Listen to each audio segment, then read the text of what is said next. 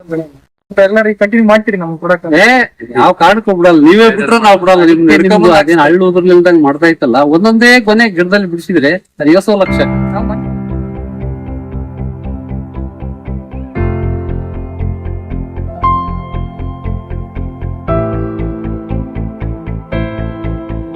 ನಮಸ್ಕಾರ ರೈತ ಬಾಂಧವರೇ, ನಾನು ನಿಮ್ಮ ಬಸವರಾಜ್, ಕೆರಾನ್ ಆರ್ಗ್ಯಾನಿಕ್ ದಾವಣಗೆರೆ ವತಿಯಿಂದ ನಾವಿವತ್ತು ದಾವಣಗೆರೆ ಹತ್ರ ಗುಡಾಳ್ ಅನ್ನೋ ಒಂದು ಊರಲ್ಲಿ ಕಲ್ಲೇಶ್ ಅಣ್ಣರ ಒಂದು ಅಡಿಕೆ ತೋಟದಲ್ಲಿ ಇದೀವಿ. ಅವರು ಈಗ ಲಾಸ್ಟ್ ಇಯರ್ ಇಂದಾನು ನಮ್ದು ಕೆರಾನ್ ಪ್ರಾಡಕ್ಟ್ ಅನ್ನ ತಮ್ಮ ತೋಟಕ್ಕೆ ಬಳಸ್ತಾ ಇದ್ದಾರೆ.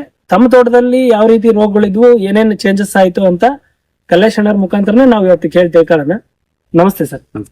ಎಷ್ಟು ಎಕರೆ ಬರುತ್ತೆ ನಿಮ್ದು ಟೋಟಲ್ ಪ್ಲಾಟ್? ಆ ಪ್ಲಾಟ್ ಮತ್ತೆ ಇದು ಸರ್ 4 ಎಕರೆ. 4 ಎಕರೆ. ನೀವೀಗ ಕೊನೆ ವರ್ಷ ಅಡಿಕೆ ಏನು ನಿರೀಕ್ಷೆ ಕೊಯ್ದಿದ್ದೀರಾ? ಆಲ್ರೆಡಿ ನಿಮ್ಗೆ ಗೊತ್ತಿದೆ ಕೊನೆ ವರ್ಷ ಎಷ್ಟು ಬಂದಿದೆ ಅಂತ ಹೇಳಿ.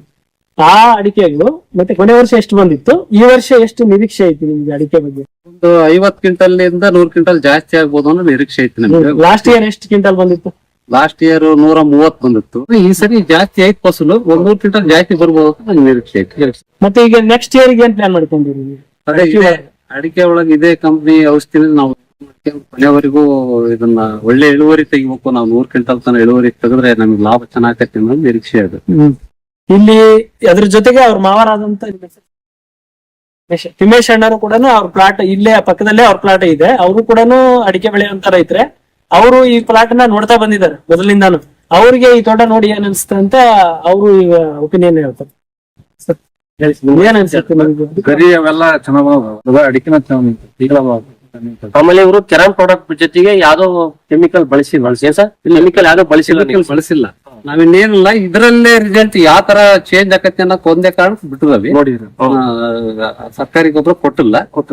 ಮತ್ತೆ ಸರ್ಕಾರಿ ಗೊಬ್ಬರ ಇದಕ್ ನಾವ್ ಕೊಟ್ಟಿಲ್ಲ. ಸರ್ಕಾರಿ ಗೊಬ್ಬರ ಕೊಟ್ರೆ ಅದ್ರದ್ದೆಲ್ಲ ಇಳುವರಿ ಚೆನ್ನಾಗ್ ಬಂದಿದ್ರೆ ನಿಮ್ದು ಔಷಧಿ ಬಗ್ಗೆ ನಮ್ಗೆ ರಿಸಲ್ಟ್ ಗೊತ್ತಾಗಬೇಕಲ್ಲ ಅನ್ನೋ ಕಾರಣಕ್ಕೆ ಒಂದೇ ಕೊಟ್ಟಿಲ್ಲ. ಅಂದ್ರೆ ಎಷ್ಟು ಡೋಸ್ ಬಳಸಿರ ಸರ್ ನೆಲಕ್ಕೆ? ಇಲ್ಲಿ 3 ಡೋಸ್ ಬಳಸಿರ. 3 ಡೋಸ್ ಒಂದು ಸ್ಪ್ರೇ ಬಳಸಿದಾರೆ. ಕೆರಾನ್ ಲಿಕ್ವಿಡ್ 3 ಡೋಸ್ ಹಾಕಿದ್ರಿ, 1 ಸ್ಪ್ರೇ ಮಾಡಿದ್ರಿ. ಬೇರೆ ರೈತರು ಏನ್ ಹೇಳ್ತಾ ಇದಾರೆ? ಇದೆಲ್ಲ ತೋಟ ಮಾಡಿದ್ರೆ ಚೆನ್ನಾಗೈತಿ ಅಂತ ಹೇಳ್ತಾರಲ್ಲ. ಮೊದಲಿಗಿನ ಈಗ ಸ್ವಲ್ಪ ಇಂಪ್ರೂವ್ಮೆಂಟ್ ಆಗೈತಿ, ಚೆನ್ನಾಗೈತಿ ತೋಟ. ಇಳುವರಿ ನಾವು ವರ್ಷ ನೋಡೋದಕ್ಕೂ ಈ ವರ್ಷ ಚೇಂಜ್ ಆಗೈತಿ ಇಳುವರಿ. ಒಂದ್ ಸ್ವಲ್ಪ ಒಂದು ಕೊಯ್ಲ್ ಆಗಿದೆಯಲ್ಲ, ಒಂದ್ ಫೇಲ್ ಆಗಿದೆ.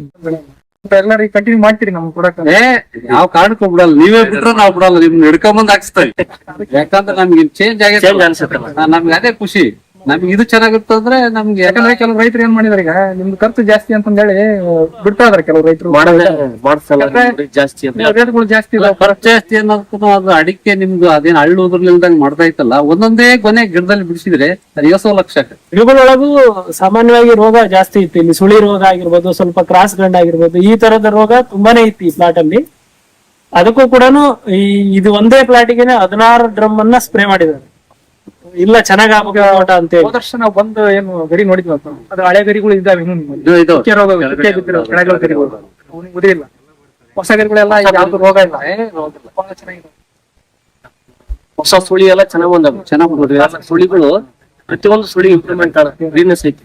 ಹೌದಾ? ಕೆಳಗಿನ ಗರಿ ಬಿಡ್ರಿ, ಸುಳಿ ಎಲ್ಲ ಹೊಸ ಸುಳಿ ಬಂದ ಹೌದಾ? ನಾವು ಇದೇ ಪ್ಲಾಟ್ ಅನ್ನು ಪೂರ್ತಿ ಅಡಿಕೆ ಎಲ್ಲ ಕೊಯ್ಲಾದ್ಮೇಲೆ ಇನ್ನೊಂದು ವಿಡಿಯೋನ, ಚಿಕ್ಕ ವಿಡಿಯೋನ ಅಡಿಕೆ ಟೋಟಲ್ ಆಗಿ ಎಷ್ಟು ಕ್ವಿಂಟಲ್ ಬಂದಿದೆ ಅನ್ನೋದನ್ನ ನಾವು ನಿಮಗೆ ತಿಳಿಸ್ತೀವಿ. ಇದೇ ರೀತಿ ಕೃಷಿ ಮಾಹಿತಿಗಾಗಿ ನಮ್ಮನ್ನ ನೀವು ಯೂಟ್ಯೂಬ್ ಚಾನಲ್ ಒಳಗೂ ಫಾಲೋ ಮಾಡಿ. ನಮಸ್ಕಾರ.